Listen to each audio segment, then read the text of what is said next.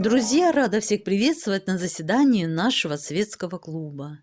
Сегодня, как и всегда, в первой части видео речь пойдет о вышивке картины «Базарный день» Теодора Жерара. Затем, не отрываясь от своего занятия, мы вновь отправимся в путешествие по страницам истории, где нас ждут знаменитые загадки глубокой древности. А проводником нашим выступит самая популярная фигура в греческой мифологии – Геракл. С самого рождения он демонстрировал необыкновенную физическую силу и храбрость. Но при этом из-за враждебности Геры, проистекающей из того, что Геракл, сын ее мужа Зевса от смертной женщины, вынужден служить ничтожному царю Еврисфею, который задает ему неисполнимые задачи. Но Геракл выполняет их все. Помимо подвигов, Геракл совершил множество других славных дел.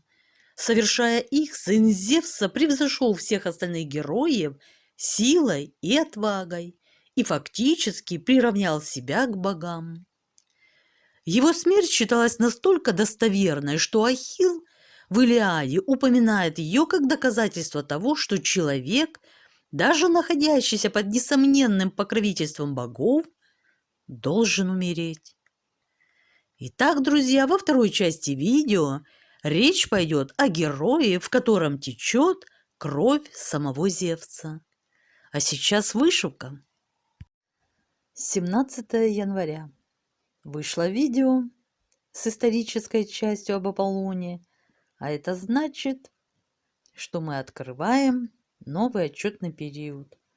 Продолжаем вышивать обозначенную область. Осталось вышить последний символ из 67 крестиков, но продолжу я завтра. Уже поздно и пора заканчивать. Так, все, участок завершен. Появилась вот такая элегантная ручка, которая дергает за весы напольные огромные. Готов вычурный элемент кованого ограждения. Далее он еще продлится, и я надеюсь, что уже завершится. И здесь должна будет появиться главная героиня картины – продавец овощей и фруктов. Так, ну, подведем итоги сегодняшнего вечера. 644 крестика. И вот они проявили нам слегка ограждение, уже понятно. Узор его виден. И начинает вырисовываться уже главная героиня картины. Плюс 810 крестиков. Уже вот такая красавица у нас скоро вот-вот будет хорошо просматриваться ее личиком. Надеюсь, завтра наконец-то закончить с решеткой. И все, будем перематывать, разматывать канву дальше. Так, все. Закончила я наконец-то, друзья, с этим ограждением фонтана. Ну да, здесь немножко еще там вверху осталось несколько крестиков положить, но это будет другая уже обозначенная область. И так, чтобы не расслаблялась. А здесь, на этих участках, все. Фонтан мы оградили такой красивой, кованой, вычурной, узорчатой, элегантной решеточкой. Вот такие изящные элементы. Красота. Заглядение. Украшение торговой площади. Я думаю, наш Меркуша, где он там ушел вверх, доволен остался. Перед перемоткой канвы, друзья, давайте подведем промежуточные итоги. Перед нашим взором у ног самого древнеримского бога Меркурия, покровителя торговли, прибыли и обогащения, хорошо обозначились новые персонажи картины. Справа налево очаровательно розовощекая девица, торгующая овощами и фруктами. Она внимательно смотрит на весы, кстати, изобретения которых часто приписывают Меркурию. поправляет их. Она взвешивает товар для прекрасной с тонкими чертами лица леди. А чуть ранее я вышла вот таких вот красавиц, расположившихся на заднем плане картины. Они по-прежнему у нас не определились с покупкой, и галантерейщик в левом нижнем углу картины, изливая все свое красноречие, пытается заключить с ними выгодную для себя сделку. А еще, друзья, у нас появился дополнительный мужской персонаж – ловец-птиц, который родом своего занятия вызвал как легкую волну негодования, Дайте мне ее за горло подержать. так и чувство жалости. Птичку жалко. Особенно после представленного рецепта по приготовлению местных печужек. Ай, какая гадость, какая гадость. И чтобы сгладить некоторые эмоции, друзья, давайте будем считать, что наш ловец-птиц продает своих пернатых для разведения, а не пищевых нужд. Итак, друзья, новый обозначенный участок на 2500 крестиков переносит нас вновь в левый угол к нашим 3 красавицам. И здесь у нас появится еще 4-я. Вот она вся в трудах, вся в делах. Начнем. Так, и за сегодня этот участок вырос на 724 крестика. Все. За сегодня добавились еще 1365 крестиков. Вначале как-то я вышла за границы области выделенной, пошла вышиваться у нас дама, блондинка. Ну, а затем я перешла таки на вышивку выделенной области. Вот наша овощница улыбается, ну, мне так кажется. И 800 крестиков, друзья, завершили данную выделенную область. Вот такие у нас красавицы в этом углу. Появилась еще одна героиня, продавец фруктов, винограда в частности. Участок, друзья, вышивался очень легко, быстро, ненапряжно, приятно. Крестики располагались группками.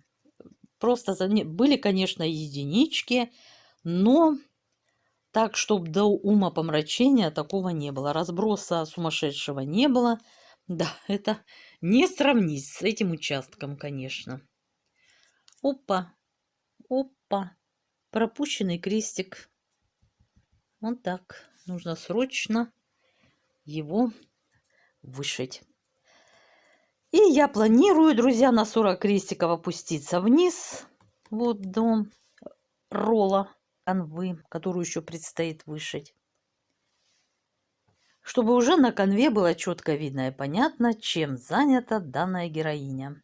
Ну, а затем, конечно, будем продвигаться вправо. И перед вами сейчас как раз тот фрагмент, о котором я говорила и который я сейчас начну вышивать.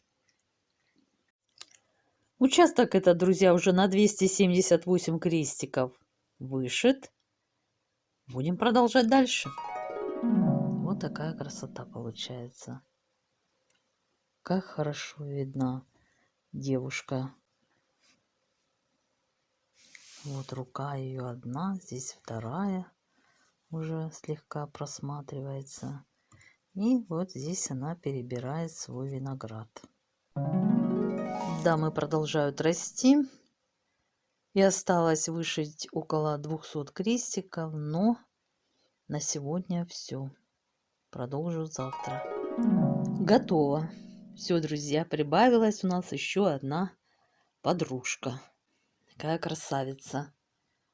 Видно лицо ее хорошо, видно, где глаза, носик, ротик.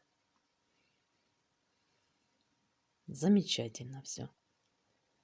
Очень легко вышивался этот участок. Даже не помню, как закончила. Вот так легко и весело. И да, друзья, я уже благополучно перебралась на следующий. День сегодняшний принес нам 1140 крестиков. Вот таких прекрасных и замечательных. Если изначально я планировала вышивать нашу блондинку, прекрасную загадочную леди, то в какой-то момент меня вынесло за скобки выделенной области, и я вплотную занялась основанием фонтана.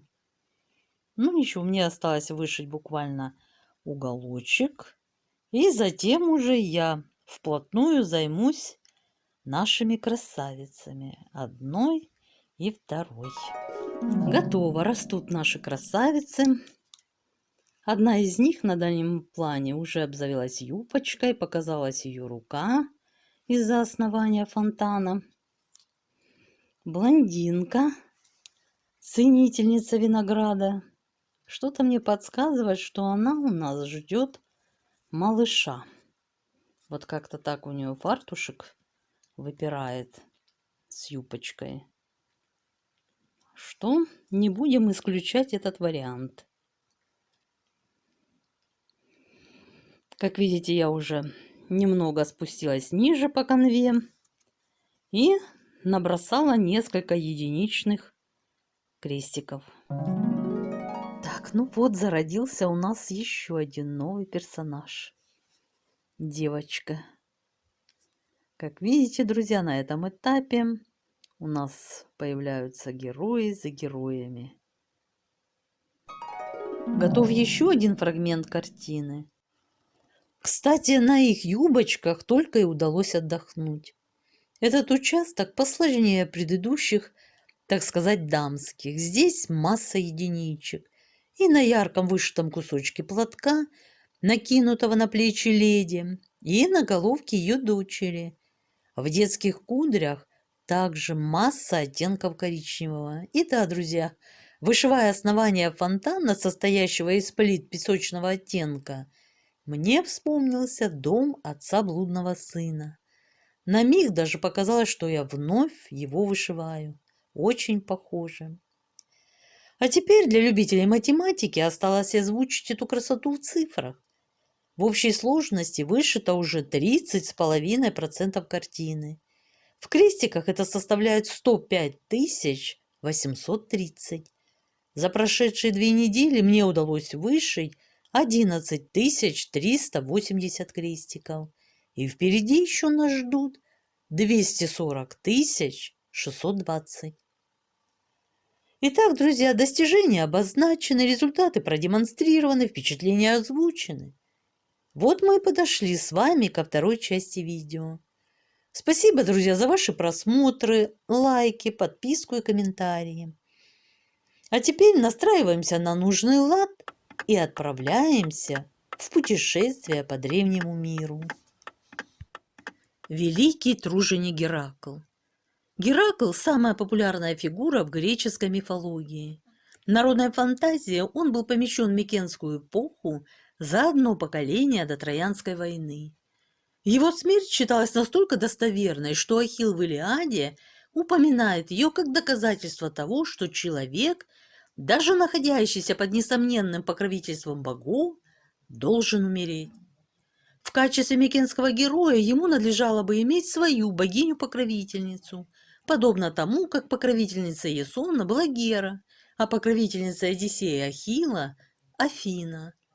Для аргосского героя такой покровительницей должна была бы быть Гера, но вместо этого Геракл является жертвой Геры. Казалось бы, все понятно, враждебность Геры проистекает из того, что Геракл – сын ее мужа Зевса от смертной женщины. Он вынужден служить ничтожному царю, который задает ему неисполнимые задачи. Но Геракл выполняет их все. Убивает немейского льва, лернийскую гидру, эриманского вепря, киренейскую лань, стимфалийских птиц, а также сражается с кентаврами и очищает Авгиевы конюшни от залежей навоза. Все это подвиги любимого народного героя. Таков и сам Геракл, скорее герой народной сказки, чем микенский властитель. Чаще всего он сражается не с людьми, а с животными, чудовищами и гигантами. Повадки его грубы, его аппетиты похоть огромны. Феспии Он за одну ночь сотворил 50 детей 50 царским дочерям.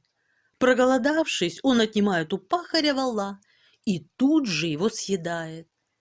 Возникает вопрос, не является ли враждебность Геры враждебностью злой царицы из волшебной сказки, которой, возможно, обернулось первоначальное покровительство, вытекающее из имени героя и его происхождения из Теринфа. Многие деяния Геракла представляют в другой роли героя народной сказки. Он сражается со смертью и побеждает ее. И буквально, чтобы возвратить Алкесту ее мужу, и символически, когда опускается в преисподнюю и выводит оттуда адского пса Цербера. Или отправляется на запад, на край света, и приносит оттуда золотые яблоки бессмертия. А у одной из версий мифа, которую не удается проследить далее V века до нашей эры, он сжигает себя на погребальном костре и в качестве бога переносится на Олимп, куда его поместил без помощи костра еще Гесиод в Теогоне, происхождении богов, около 700 года до нашей эры. Здесь ему даруется бессмертная юность посредством брака с богиней Гебой, самой юностью. Мифологические герои часто становились объектом религиозного поклонения, но один лишь Геракл почитался одновременно и как бог, и как великий умерший человек. В античном мире господствовала рок, судьба. Предназначением Геракла стало спасение богов-олимпийцев от опасности, грозящей им со стороны гигантов. Если последовательно выстроить все многочисленные мифы, аллегории и сказания о Геракле, то многое в образе этого народного героя станет понятным. И вражда Геры, и жертвенность его подвигов, и страшная смерть, и великая любовь простых людей. Обратимся за помощью к большому знатоку греческой культуры Гаспарову и попробуем прочитать историю Геракла по-новому. Предвидя борьбу с гигантами, победить в которой боги могли только с помощью человека, Зевс решил создать среди людей такого богатыря, который будет ему и сыном, и правнуком, и прапраправнуком.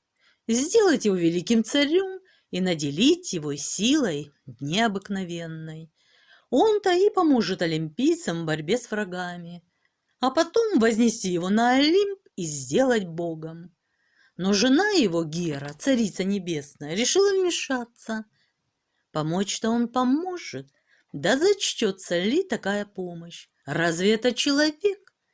Зевс уже родил одного такого, Диониса Виноградаря. Он по земле ходил, чудеса творил, злые люди перед ним в зверей превращались, а добрые на колени падали и молились. И никто его за человека не считал. Нет, пусть богатырем будет, не царем, а работником, мучеником. И пусть сам поймет, что это лучше, и сам захочет нам за это помочь. Отец Зевс этого не поймет. Ну что ж, позабочусь я сама о такой его доле.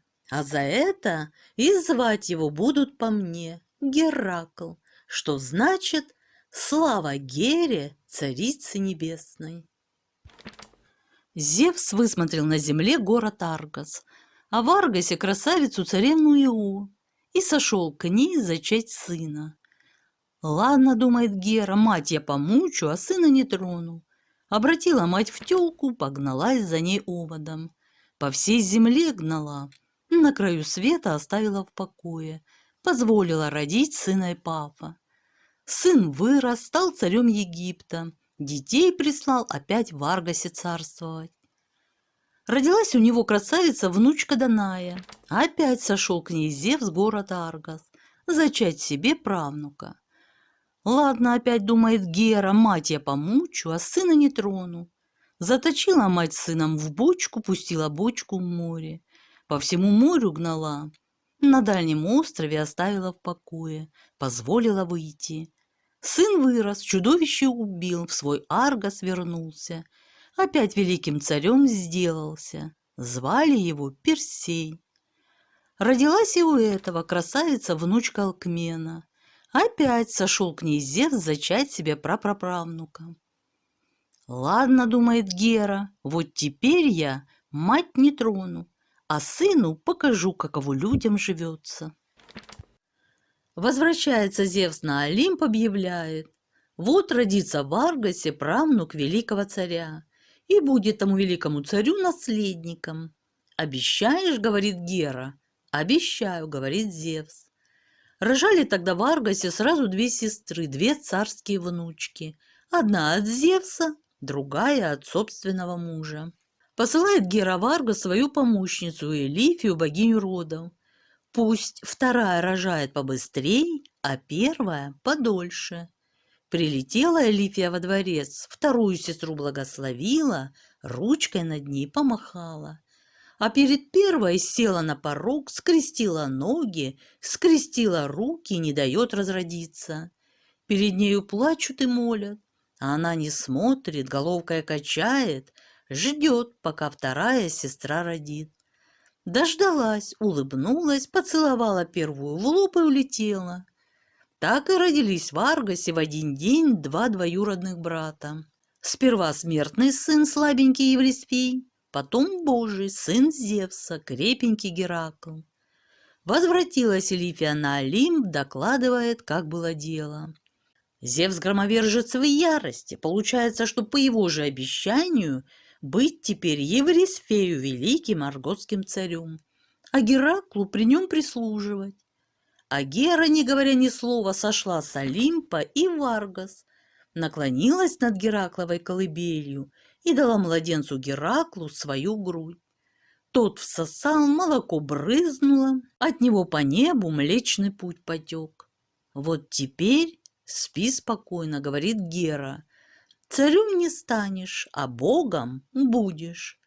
А старая мать-земля все видит, все слышит, и тревожно ей стало за новых богов, за гигантов.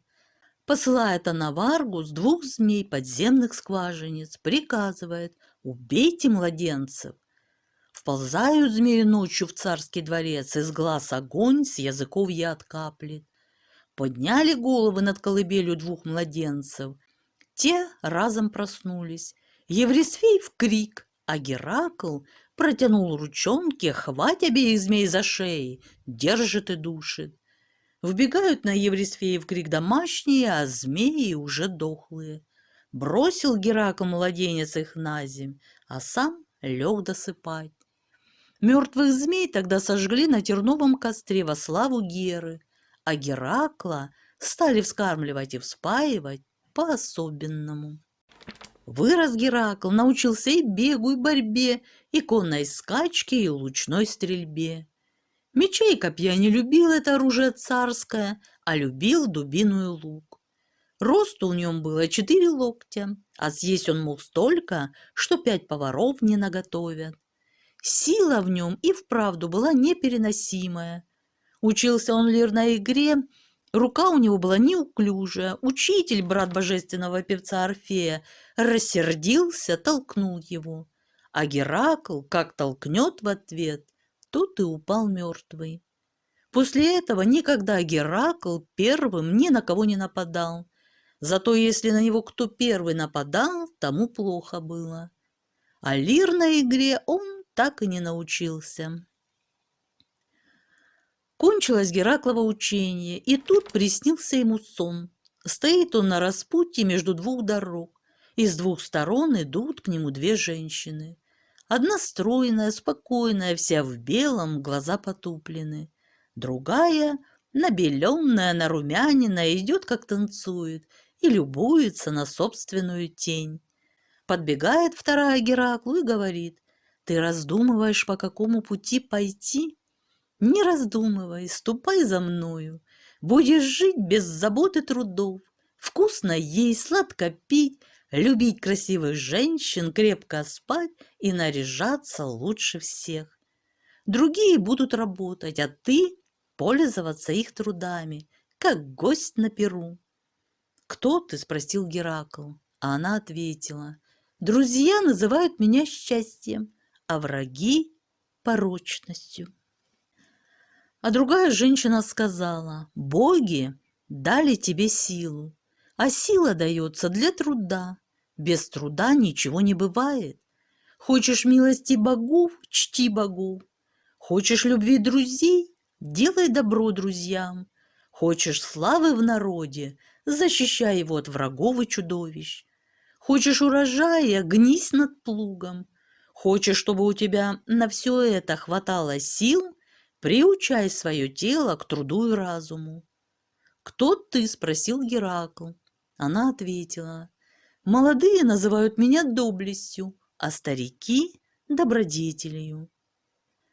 «Видишь, как все у нее хлопотливо, — говорит порочность, — а у меня все проще и легче.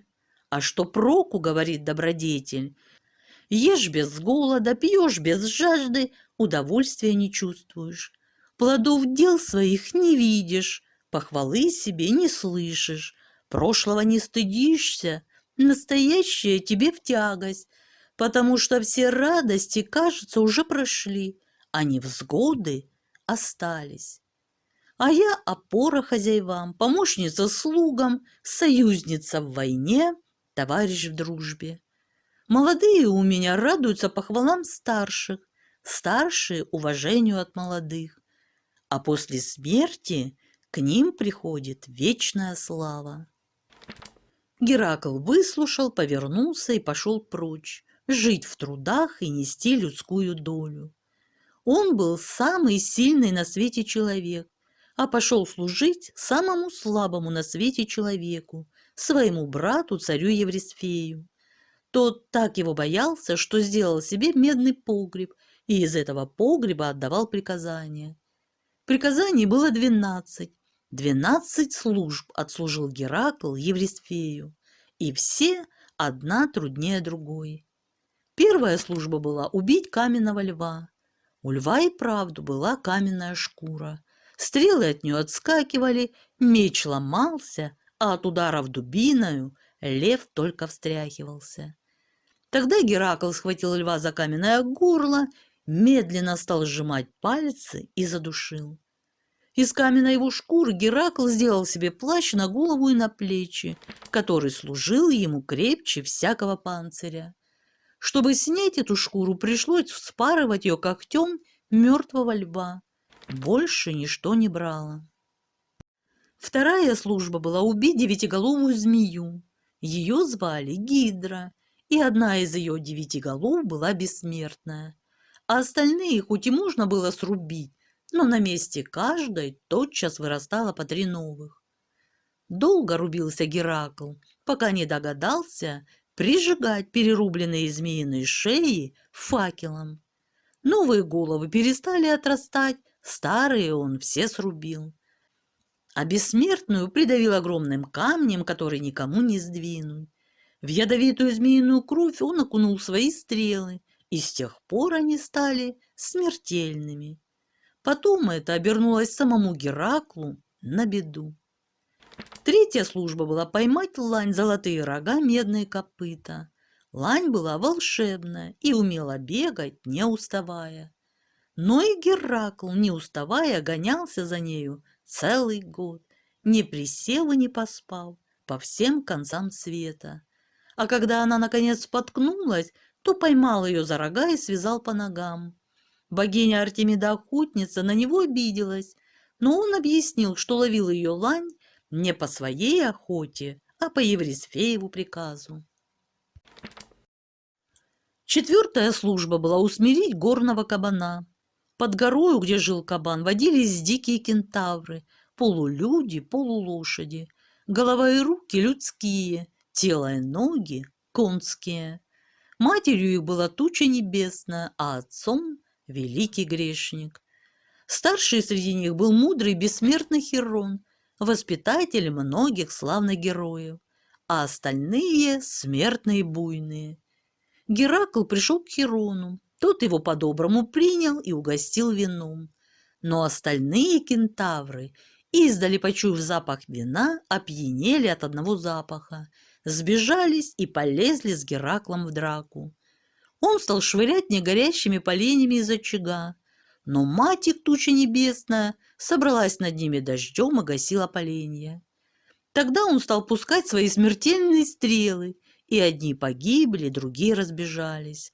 А Хирон, который с грустью смотрел на этот бой, подивился таким смертельным стрелам.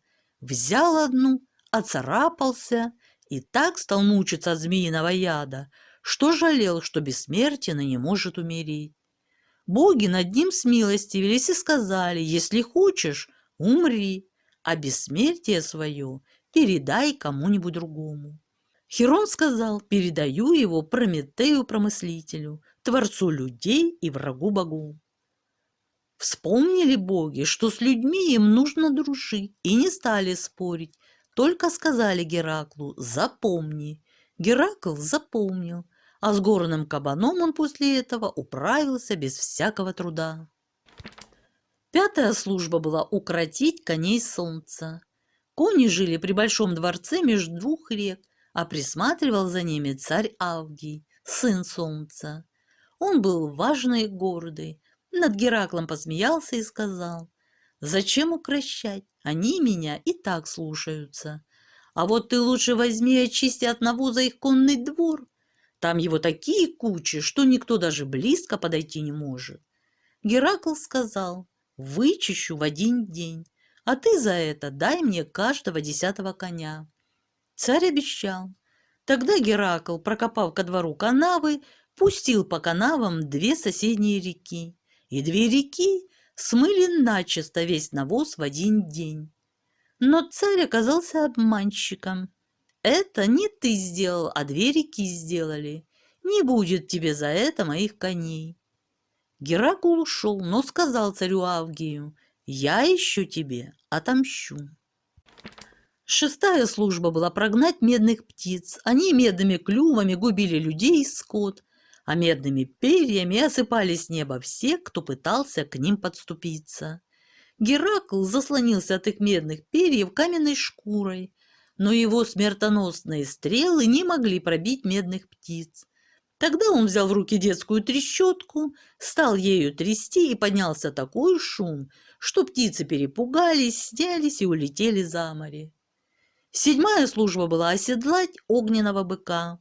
Бык жил на далеком острове, никто не мог с ним справиться, и говорили, будто это в быка обратился какой-то бог, то ли небесный Зевс, то ли морской Посейдон.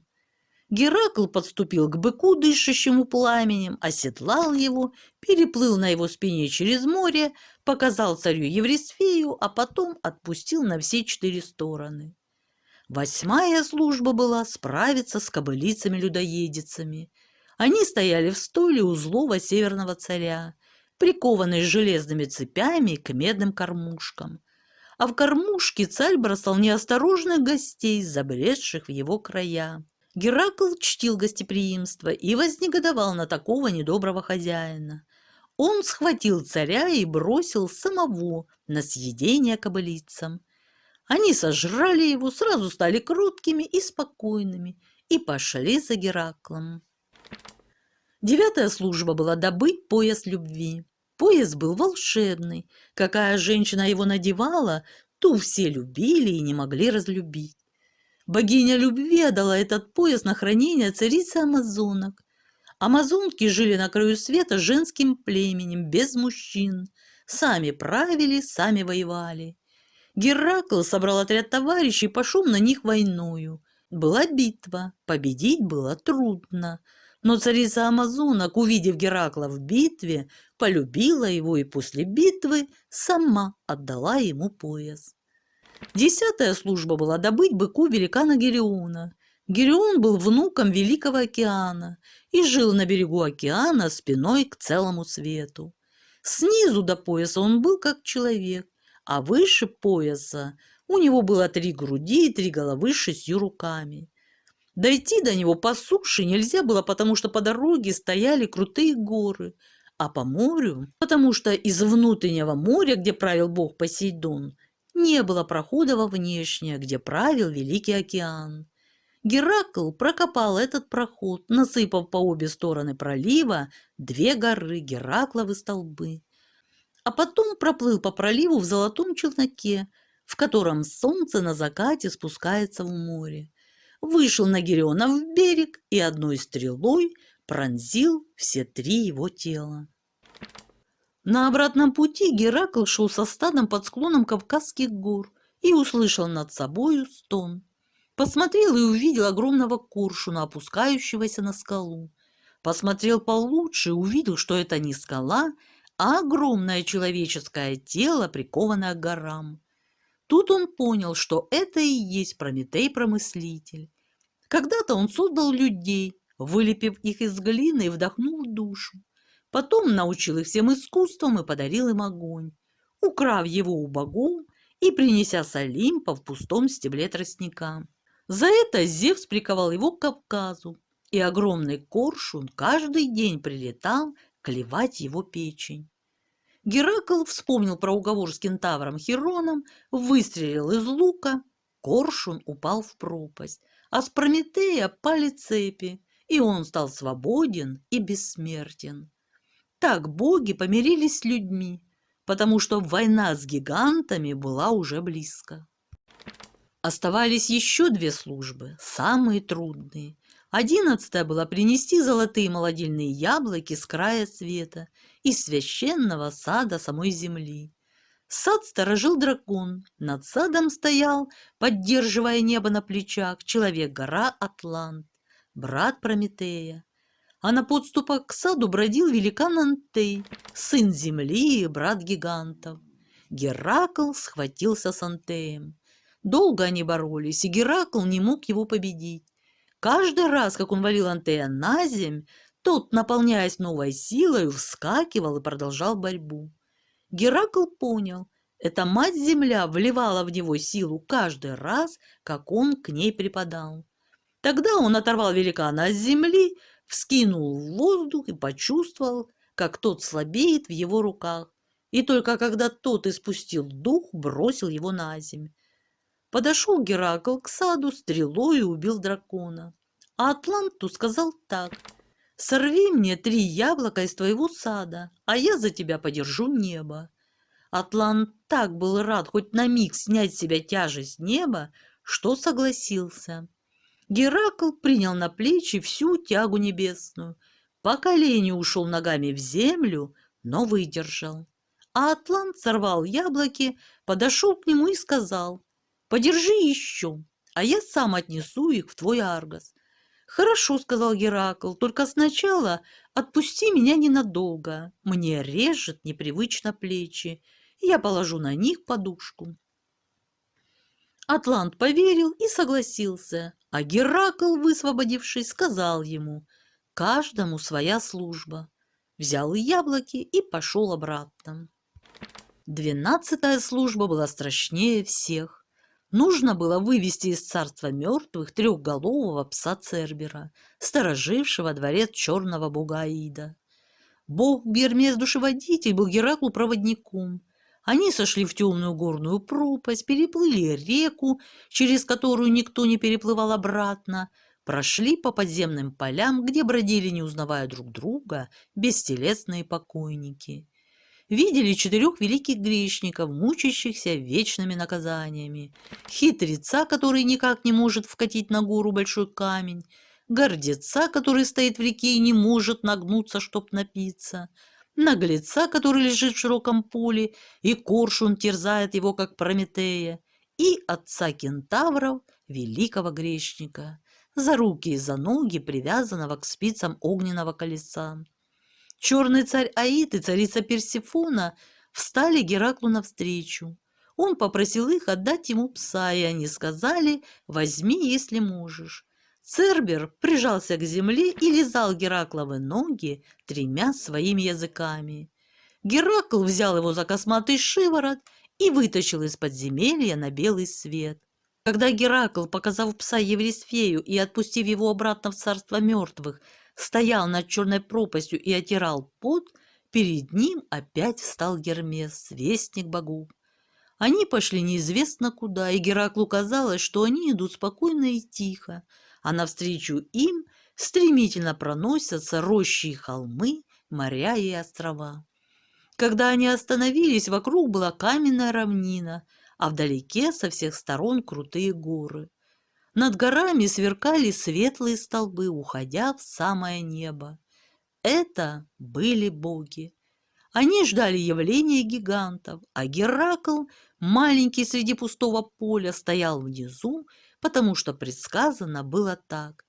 Побить гигантов могут и боги, но убить насмерть только человек. Тут земля затряслась и стала разламываться широкими трещинами, а из трещин вставали исполинские тела, взметаясь к самому небу. А внизу вместо ног за ними клубились змеиные туловища. Небеса окутались красной тучей, которая скрыла их головы и плечи, а оттуда сверкали молнии и гремел гром.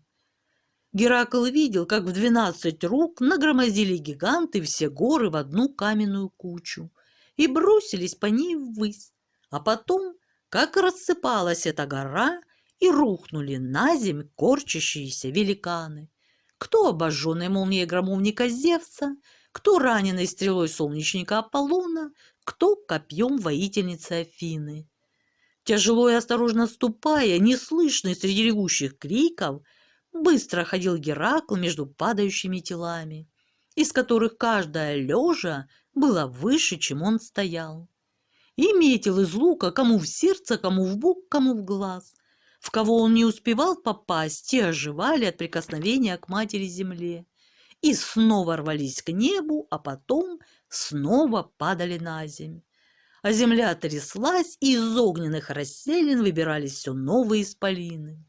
Геракл устал метить ввысь и уворачиваться от падающих тел, но уже гром гремел реже, все больше громоздилось вокруг убитых, и земля под ними бережно раскрывалась и принимала их в себя.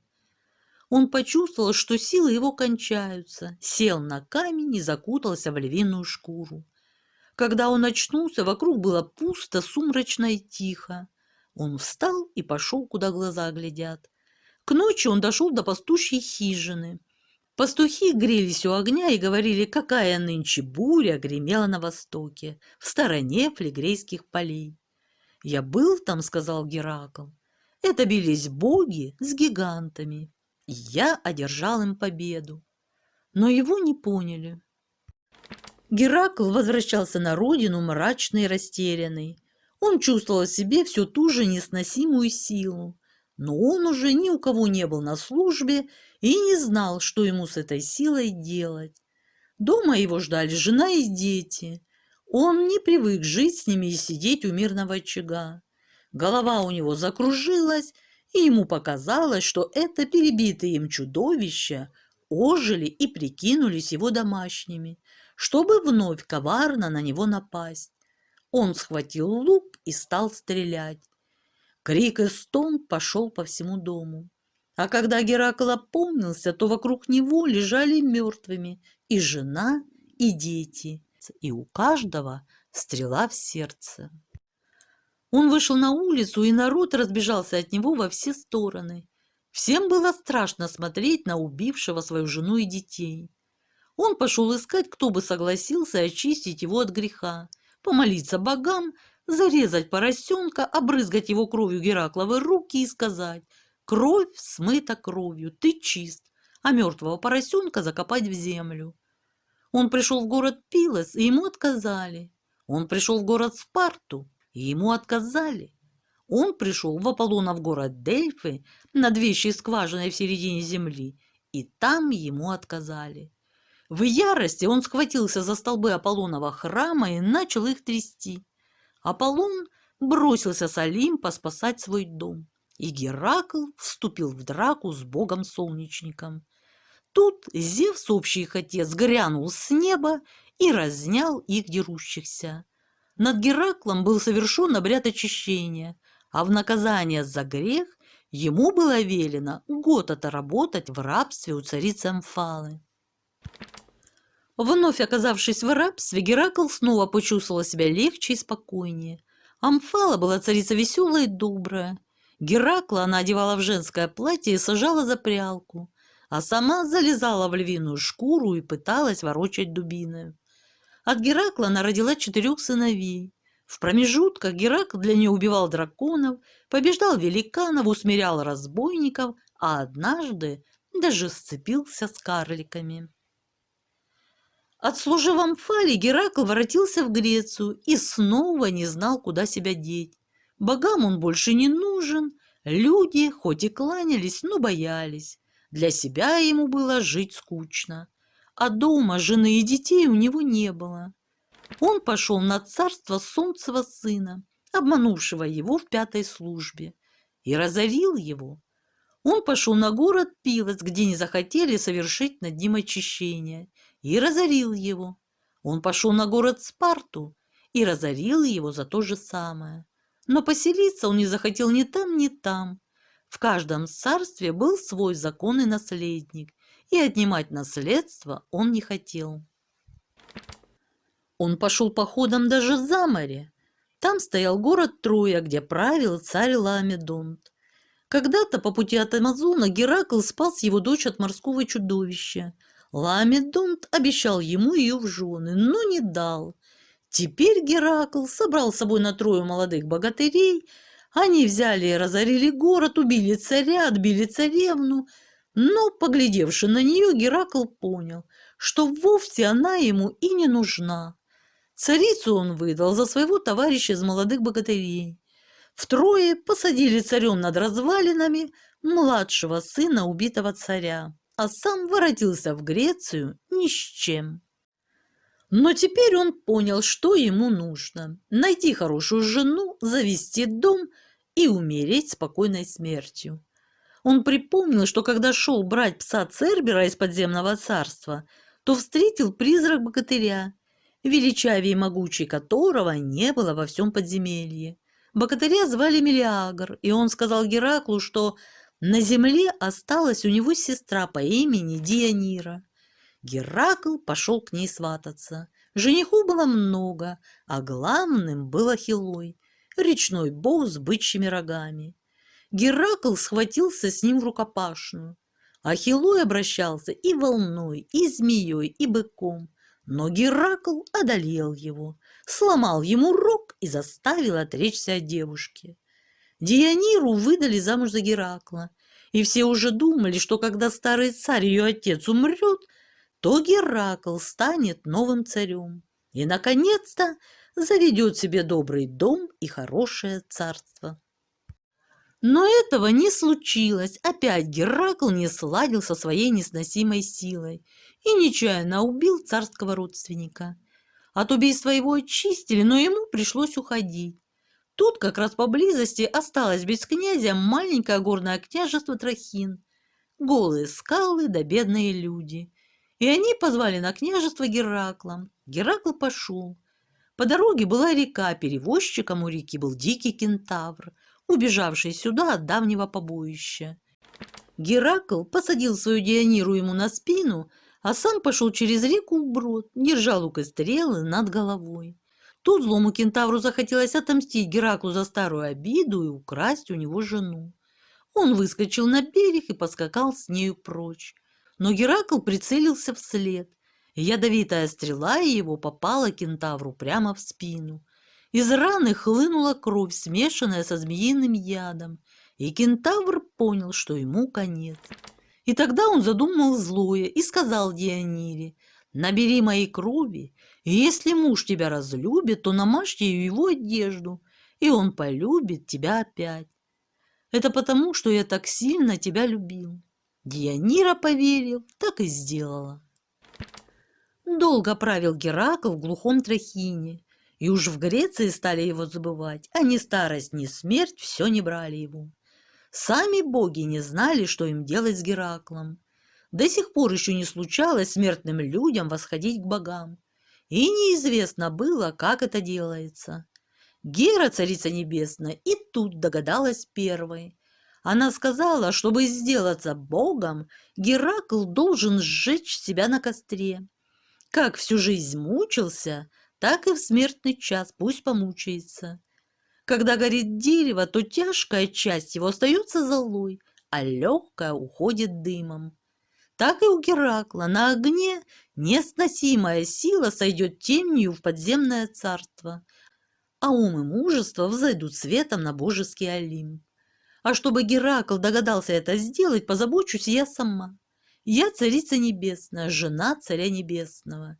Я слежу на земле за всеми мужьями и женами и за всем, что между ними творится.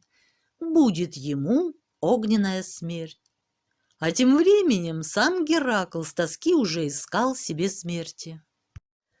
Он прослышал, что есть в недальнем море остров, и живет там царь Ликомед. Ничего плохого про него не говорили, но кто вступал на его остров, тот пропадал без вести. Геракл оставил Диониру с детьми в Трахине, а сам пустился к Ликомедову острову. Путь был его через город Ихалию. В Ихалии старый царь выдавал замуж молодую царевну. Собрались молодые женихи. Царь поставил перед ними 20 колец одно за другим и велел стрелять из лука. Кто пустит стрелу через все кольца, тому будет и царевна. Не стерпело Гераклово сердце. Встал он в состязание с молодыми и пустил стрелу сквозь кольца дальше всех. А потом взглянул на царевну и потребовал ее себе новою женою. Царь испугался, поклонился и согласился. Весть об этом дошла до Диониры, и почувствовала она то, о чем думала богиня Гера. Вспомнила она последние слова кентавра, намазала его кровью лучшую одежду, которую сама соткала, и послала Гераклу в подарок к новой свадьбе. Думала, пусть наденет и пусть опять меня полюбит. Надел Геракл одежду, прилипла к его телу отравленная кровь кентавра, стала как огнем жечь и кожу, и мясо, и кости. Хочет сорвать ее с себя, не может, легче кожу с себя содрать.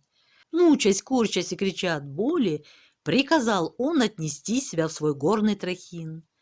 Когда Дионира узнала, что от ее подарка Гераклу вышла не любовь, а мука, сама себя убила.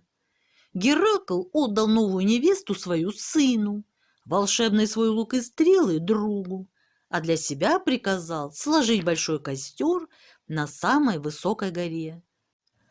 Взошел на костер, зажег огонь. Лучше в живом огне сгореть, чем в отравленном. Вспыхнул жар, повалил дым, и никто Геракла больше не видел. Несносимая сила Геракла тяжким грузом ушла под землю, по тому самому пути, по которому когда-то Геракл сходил за Цербером. И там, в царстве мертвых, она бродит в львиной шкуре с палицей, никого не узнает, и все ее пугаются. А что было в Геракле от ума, добра и мужества, просветлев, взвилась огненным паром на Олимп, и обрадовались боги новому товарищу. И отец-громовник, и Аполлон солнечник, и Гермес вожатый, и Афина помощница, и все остальные. А Гера, царица небесная, сказала: «Ты моя слава». Спасибо за внимание. Ставьте лайки, если вам было интересно. На сегодня у меня все. Всего вам доброго. Пока-пока.